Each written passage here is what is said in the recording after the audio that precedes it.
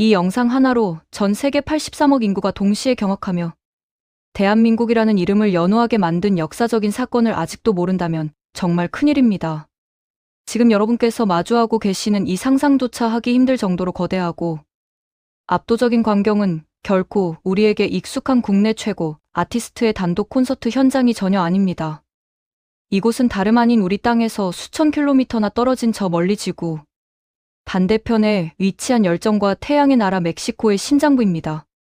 멕시코시티의 한복판에 우뚝 솟아올라 그 장엄한 위용을 자랑하는 거대한 축구 경기장이며 그 거대한 관중석 안은 무려 9만 명이라는 상상조차 하기 힘든 수많은 관중들로 디딜 틈도 없이 머리부터 발끝까지 빽빽하게 가득 들어찬 상태입니다.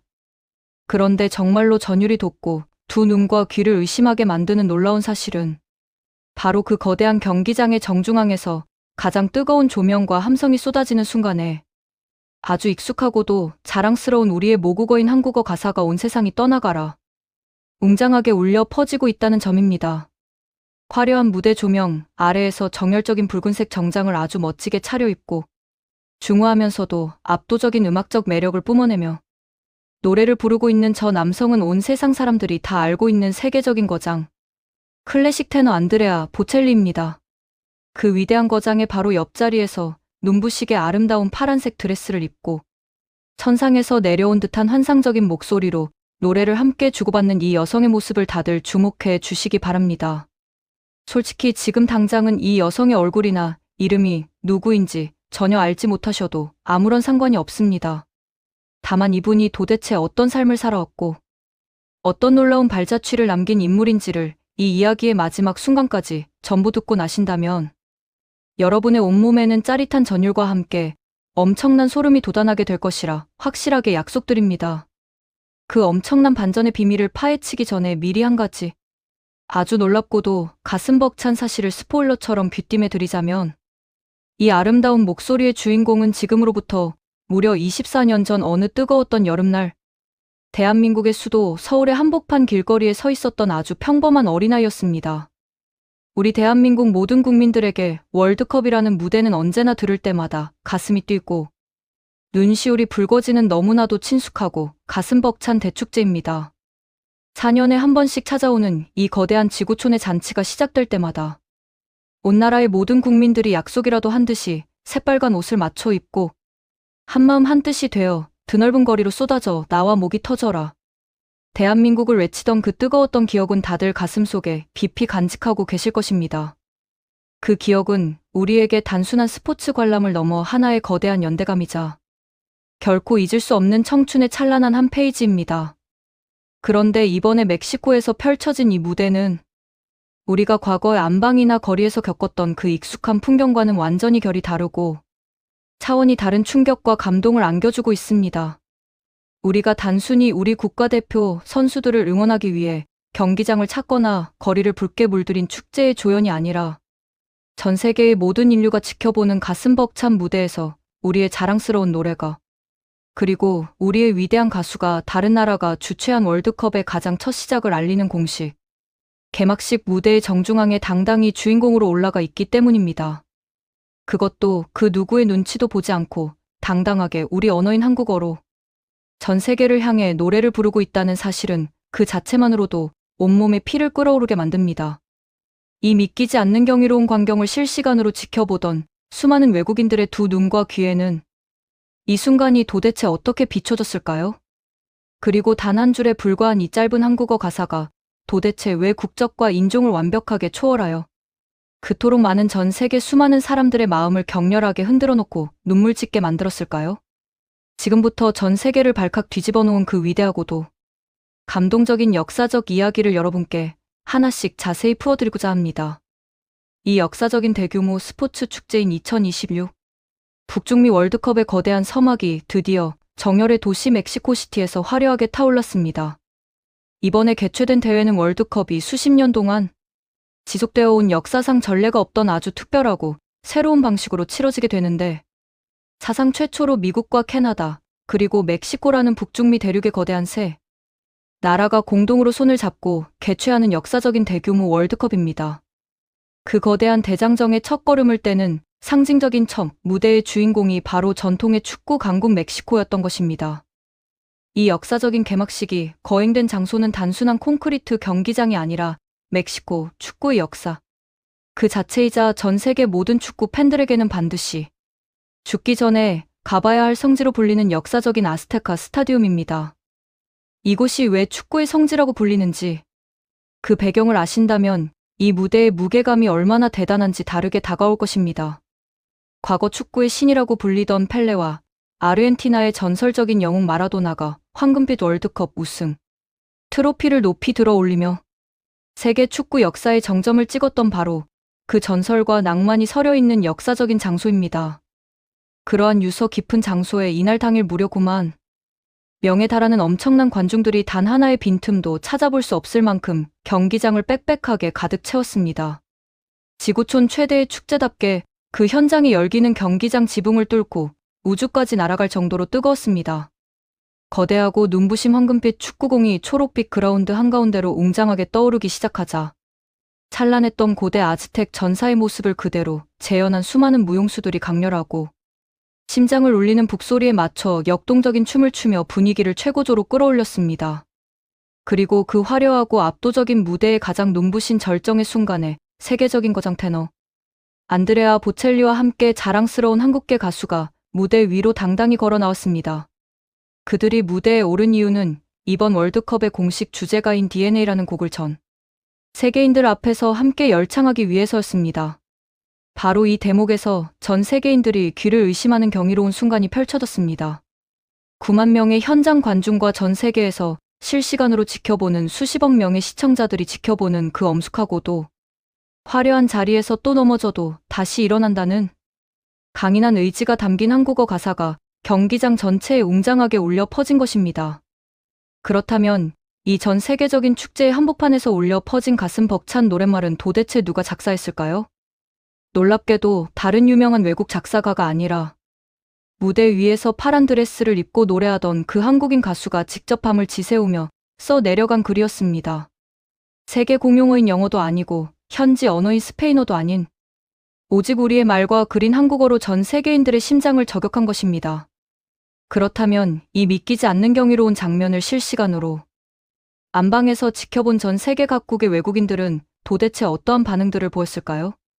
그들이 남긴 생생한 흔적들을 함께 살펴보며 우리의 위상이 얼마나 높아졌는지 직접 확인해 보겠습니다. 인터넷 공간에 올라온 수많은 영상 아래에는 실시간으로 전 세계인들의 감탄이 담긴 댓글들이 폭발적으로 쏟아졌습니다. 그 중에서도 개막식을 직접 현장에서 혹은 안방에서 지켜본 한 멕시코 현지 시청자는 짧지만 강렬하게 아름다운 노래라는 찬사를 남겼습니다. 이 짧은 한마디에 전 세계 수많은 이들이 격하게 공감하며 좋아요 버튼을 빠르게 누르기 시작했습니다. 그 외국인들은 한국어라는 언어의 정확한 뜻과 그 안에 담긴 깊은 의미를 완벽하게 알아듣지는 못했을 것이 분명합니다. 그럼에도 불구하고 가슴을 파고드는 아름다운 멜로디와 한국인 가수의 애절하면서도 파워풀한 목소리, 가창력 하나만으로도 인종과 언어의 장벽을 완전히 허물고 마음이 움직였다는 것을 증명하는 대목입니다. 또 다른 곳에 달린 댓글을 살펴보면 이것이야말로 진정으로 세계적인 축제에 걸맞은 대단하고 웅장한 쇼다라는 격한 찬사가 적혀 있었습니다. 수많은 박수 모양의 이모티콘과 함께 게시된 이 글은 무대를 지켜본 수많은 전 세계인들이 일제히 손뼉을 치며 경외감을 표했다는 사실을 고스란히 보여줍니다.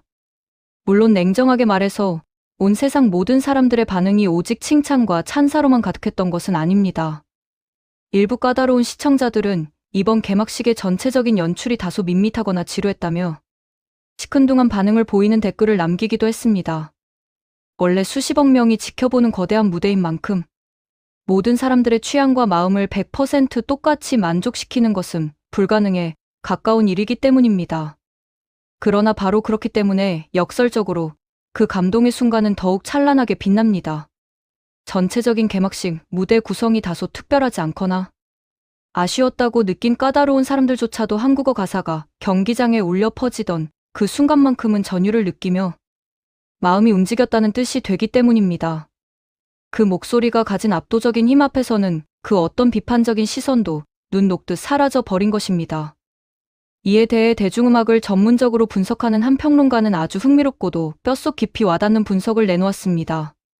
월드컵 개막식이라는 무대는 단순히 한 지역의 행사가 아니라 전 세계 수십억 명의 인구가 같은 시간에 동시에 텔레비전과 인터넷을 통해 눈을 떼지 않고 지켜보는 지구상에서 가장 거대하고 상징적인 자리입니다. 그러한 엄격하고도 대단한 자리에 우리의 모국어인 한국어 가사가 이물감 없이 너무나도 자연스럽고 웅장하게 녹아들었다는 사실. 그 자체만으로도 불과 20년 전의 과거를 되돌아본다면 도저히 상상조차 하기 힘들었던 기적 같은 일이라는 평가였습니다. 여기서 우리 시청자 여러분들께서는 한 가지 커다란 의구심과 궁금증이 생기실 것입니다. 세계에서 가장 권위 있고 거대한 스포츠 행사의 공식 주제가에 왜 하필이면 수많은 언어들을 제쳐두고 한국어 가사가 당당하게 포함될 수 있었을까요? 그리고 그 아름다운 한국어 가사를 직접 고뇌하며 작성하고 전 세계인들 앞에서 당당하게 목소리를 높인 이 위대한 가수는 대체 누구일까요? 이 자랑스러운 가수의 이름은 현재 세계 무대에서 영어 이름으로 이제라는 이름으로 활동하고 있습니다. 그녀는 미국 대중음악계의 중심에서 당당하게 자신만의 영역을 구축하고 있는 자랑스러운 한국계 싱어송라이터입니다. 사실 이렇게 이름을 말씀드리면 다소 낯설게 느끼시는 분들이 계실지 모르겠지만 여러분들은 이미 이 가수의 목소리를 어디선가 한 번쯤은 들어보셨을 가능성이 매우 높습니다. 왜냐하면 그녀는 작년 한 해 동안 전 세계를 그야말로 열광의 도가니로 몰아넣었던 넷플릭스의 메가 히트 애니메이션인 K-팝 데몬 헌터스의 메인 주제곡인 골든을 부른 바로 그 장본인이기 때문입니다. 이 골든이라는 노래는 단순히 한순간 지나가는 인기곡 수준이 결코 아니었습니다.